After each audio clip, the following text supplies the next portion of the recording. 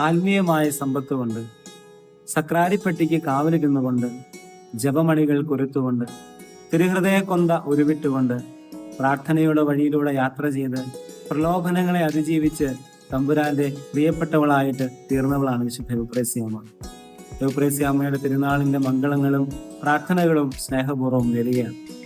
കാഴ്ചപ്പാടുകളോ വെളിപാടുകളോ ഒന്നും എനിക്ക് വേണ്ട. തമ്പുരാനെ നിന്റെ ഹൃദയത്തോട് ഒന്നിപ്പിക്കുന്ന മനോഗുണത്തിന് വേണ്ടി പ്രാർത്ഥിക്കുന്നു. ഇതായിരുന്നു വിശുദ്ധ യൂപ്രേസ്യാമ്മയുടെ പ്രാർത്ഥന. അമ്മയുടെ കത്തുകളിലൊക്കെ ഈ വാക്കുകൾ നിഴലിക്കുന്നുണ്ടായിരുന്നു. തമ്പുരാന്റെ ഹൃദയത്തോട് ഒത്തൊരു ജീവിതം. കാലം തെളിയിച്ചു വിശുദ്ധ യൂപ്രേസ്യാമ്മ വിശുദ്ധയായിട്ട് മാറിയതും ഇതുകൊണ്ട് തന്നെയാണ് എന്ന്.